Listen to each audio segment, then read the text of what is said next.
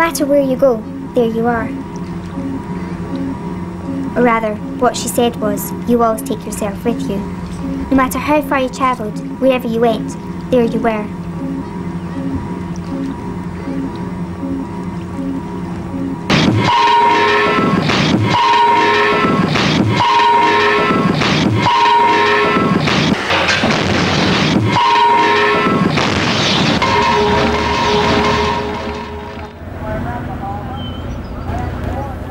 Simply put, today's military is a product of the British Empire.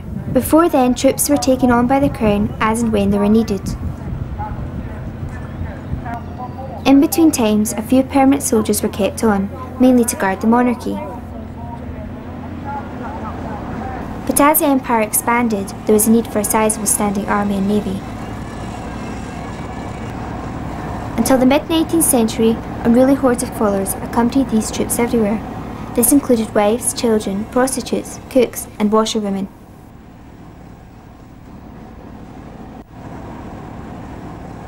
Dad was a submariner. He went in as a 13-year-old down to Dartmouth and trained there, and that was during the war. Joined up from school, served for 27 years. And my dad ran away from home to join the Navy in order to get an education, I think. My dad ran away to the Navy on the day that he was supposed to be married. Because I think he met my mum, and then she got pregnant with me, and then he wanted to obviously be with her. I think he was in Gibraltar and he just ran off the ship and travelled across Spain, and he got arrested in Victoria Station in London, and then he had to go back into the Navy.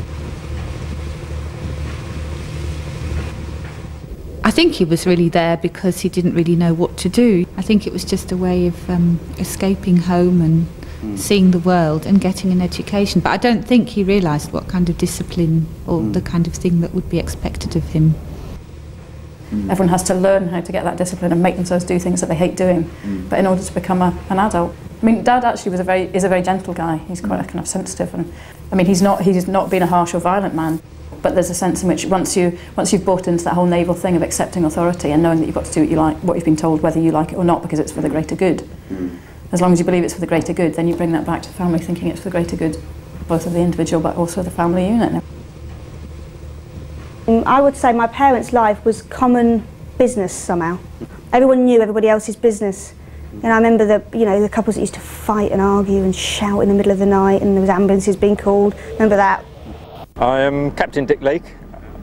I am the professional head of the Navy's social work department, the Naval Personnel and Family Service. I'm a qualified social worker, and I started my naval career as an observer in naval helicopters.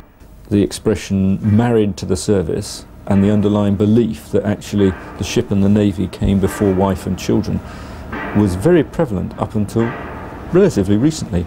The organisation I'm responsible for is the Naval Personnel and Family Service, NPFS. And its purpose is very clear. I mean, we have a stated purpose, and it's to support the Royal Navy, its personnel and their families in peacetime and war, and sometimes perhaps we forget the war bit, by helping to prevent or reduce the effects of personal difficulties, especially those which arise as a result of service life, in order to optimise the military capability of the serviceman or woman. The military needs leaders who have a good stake in the society for which they're fighting, and therefore married men with children and a stable family background are, generally speaking, desirable as leaders.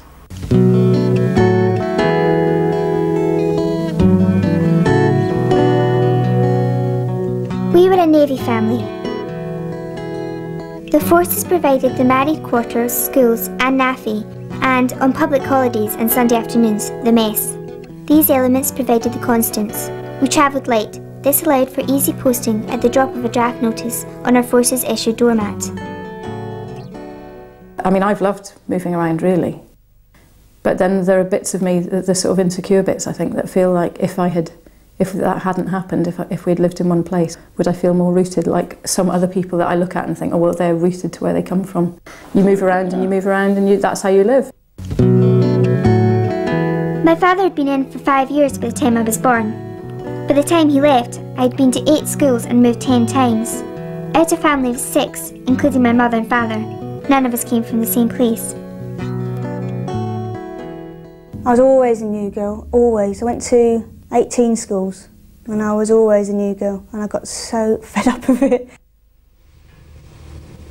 I didn't make any long-standing friendships, which made me a bit of a loner. So when I left school at 18, I was very naive, without much of a backing from friends. Yeah, but I used to make very, very strong friendships. Looking back, I was very quick to just say, well, bye, I'm off to the next place. And I was very, very bad at keeping in touch. I didn't realise, I think, for a long time that you could keep in touch and carry those parts of your previous life on with you. Where were you born? Yeovil. So that makes you English? I said no, I was Scottish. He said I didn't sound Scottish, and I said that was because I moved around a lot. And my mum and dad were Scottish, so that made me Scottish. Tell them my mother's Scottish, I was born here, my father was in the Navy, and we all travelled around the world. You go through all why I've got this accent and I don't have a Scottish one. I usually say I was born in Leeds, but I've lived most of my life in North London, which isn't really true either, I suppose, in all honesty. Other people who you think will understand, you say, oh, we were Navy, we moved a lot, and then some people kind of understand exactly what all that's about. Sometimes you get very belligerent people, and I must admit I sometimes say, look, I'm not going to go through my family ancestry for you, sod off. But you don't sound Scottish. Good.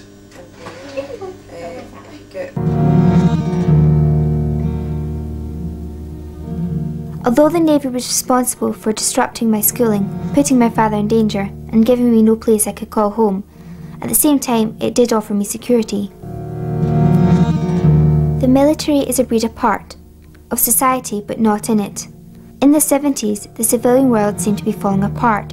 However, I was just worried that my father would be killed by an Icelandic fisherman. They're in the Navy, and as any Navy person would say, and which I appreciate along with other Navy wives, you have to accept this sort of thing because it looks like it might end up in military confrontation. We're obviously very worried, but it's something that you have to learn to live with, being attached to a Navy personnel. In the 80s we were lucky. A Russian submarine had decided to station itself off the Ayrshire coast. It was my father's job to look after it, and he couldn't leave. Studies in American Forces children found a variety of emotional disorders, a sense of unconnectedness, and a problem with authority. Periodic absences of the father, the changing role of the mother within the family, and a highly mobile lifestyle were all cited as causes. I didn't understand what the rules were in a way, because sometimes he'd just fly off the handle like that about the smallest thing. Like I remember one time when Jackie came back and she put her coat on the floor and he went completely crazy and said, if you were on a ship and you put your coat on the floor like that, do you realise that? And there was, you see about the cabin had some kind of plug mechanism where if it flooded, the water would begin to drain, and he never put anything on the floor that can float because it would plug up the hole. And it was like, obviously, he couldn't handle the fact that you didn't realise this, and kind of, always hang things up, always put things away. I mean, it must be really hard for dads coming home, because one minute they're in control of, if they're in a position of power or whatever, they're in control of men, they have to make decisions and enforce them, keeps that whole thing together. And suddenly they come home, they can't just turn it off like that, can they? But it's almost what they need to do within the family, because families don't work like that. What it does as a kid, I was just angry.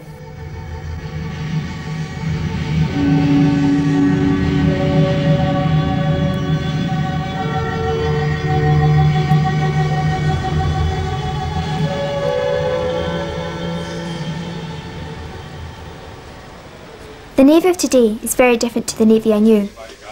It was big. My dad worked in helicopters.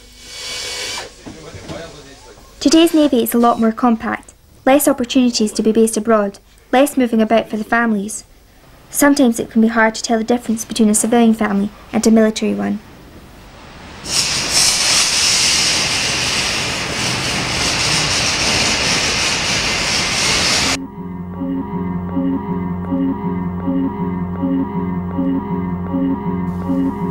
I've wanted to make this film for a long time. By the end, it would be nice and clear.